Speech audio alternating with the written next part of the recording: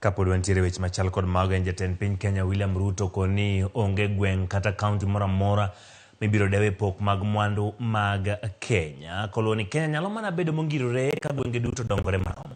Kaka George Bati lero, Ruto mabende ne nenore ka gima duoko dwaro machwalo omenda kaluwore kod kwan oganda mong'ere kaka one man, one shilling, one vote. Bende ojiwo jotelo mondo mi oti kanyakla e loko ngima oganda.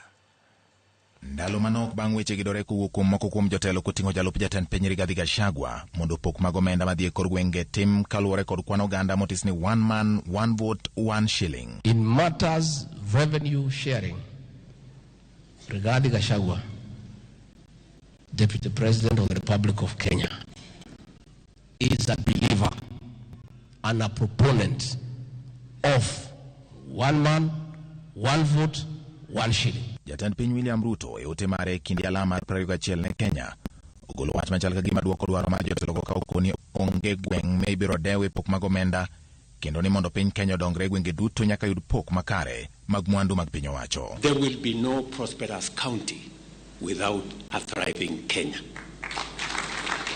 All of us, our destiny is intertwined. We must carry every village. We must carry every constituency. We must carry every county to make Kenya truly great. Jatend piny bende oluwo ni chenro mag sirikal ok bi tim kaluwore kod joma ni e piny owacho kod joma ni oko ka okoni kaka jotelo gin kod ting' mar neno ni oganda yudo lokruok kendo yuto mar jopiny obedo motegno. Without minding whether this constituency belongs to a member of parliament who is in government or in the opposition, we are all one nation. Our target is to make sure that every child in Kenya has an opportunity,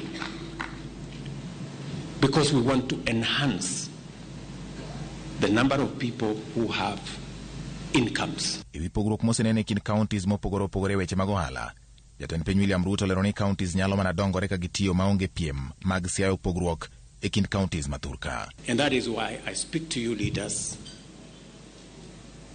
as the father figure of the nation, that we work together. We build bridges. We build synergy.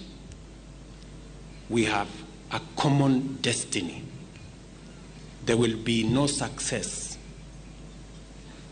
of one county as against another. We must pull together and succeed together. E kinde matuak mag pok mag omenda en wach mamedo gidore kuom moko kuom jotelo ahinya to masawa mar piny Kenya. Jatend piny William Ruto koni kaka jatend piny ojiwo chwalo dongruok maonge akwede ne ja-Kenya mora mora kata gweng' mora mora. George Bati, Ramogi TV.